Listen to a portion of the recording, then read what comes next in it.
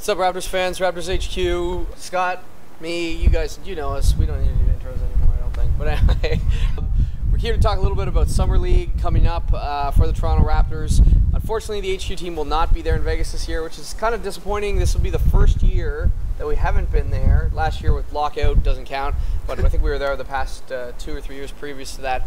Unfortunately, just not able to make it this year, but doesn't mean we're not going to discuss it. Quick little preview. We don't have all the names yet, but let's talk about a few players who might be on the team and maybe some players we'd like to see. Based on what we've heard so far, I think that you're looking at Solomon Alabi, who was not tendered a qualifying offer, but is going to come out for the Summer League. Yeah, you know, basically a tryout, see if he can catch on with the team. And this is sort of his last at bat. Yeah, I think so. I think so, which is kind of sad, but you know, maybe he'll catch on with someone. Denver, he's got some ties there. Yep. I think Ed Davis, based on what we've been reading, is going to be the big guy there. This will be a big summer for him because without the lockout and hopefully no injury, this will be his first full summer to try and improve and see if we can see he can make that jump next season. Yep. I don't know, is there anyone you were hoping to see on the team? Well, Terrence Ross will be there too, right? Of obviously, course. Sorry. And Quincy Acey. So those four, and I think we just heard that Terrell Stoglin, who's a point guard from Maryland, used the term point guard loosely. He's a bit of a Quincy Doobie-ish type. Raptors fans will remember that name. More of a scoring, not to say he is Quincy Doobie, more of a scoring one. What's interesting though is he was one of the premier, if not the premier, player at getting to the rim in terms of free throw attempts for 40 minutes or whatever the stat was. So definitely someone that the Raptors brought in for a workout, so someone that they like. Anybody you'd like to see that didn't go, that was sort of undrafted and you said that guy needs to be on the Summer League team? There's a guy I like, Scott Machado out of Iona. I believe he's on maybe Cleveland's Summer League team. Did he actually get picked up? I think that the word is he might end up on someone's Summer League team, but he's a guy I liked, thought was going to get picked for sure.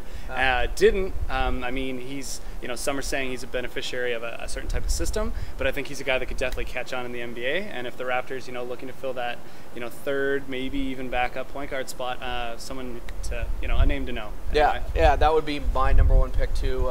Machado, I was kind of stunned and disappointed the Raptors didn't take a shot at him at 57. I understand they don't want to have that many rookies, but I think his upside sort of outweighs the risk at 57.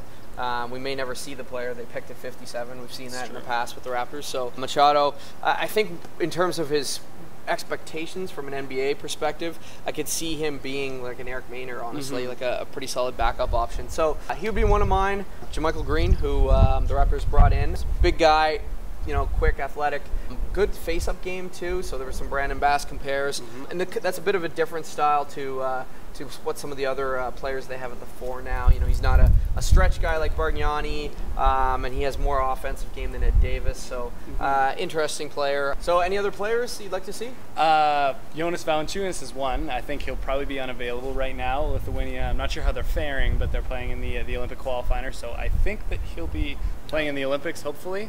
He would have been one that would have been nice to get an up-close look at, especially how he fares against other big guys, first-round draft picks. But I mean, that's pretty much it for me. Yeah, I think this year most of the top options were really picked through the 60 picks. A couple guys obviously that we mentioned, and there might be a couple of others that I'm forgetting off the top of my head. I'm curious to see how Terrence Ross plays. Those Summer League settings are always interesting because it's a very guard-dominated type offense usually, and you see sort of the guys that play well are usually the guys with the ball in their hands. So it'll be interesting to see Ed Davis if he gets lots of touches and can actually dominate and maybe show some improved offensive touch. So anyway, let us know what you guys think in terms of Summer League. Anyone you'd like to see the Raptors make a play for that either they haven't or that's someone that's been mentioned and you feel they should definitely go after. Let us know. And make sure you subscribe to the channel, like us, Facebook. Enjoy your summer, whatever. Enjoy your summer, yeah.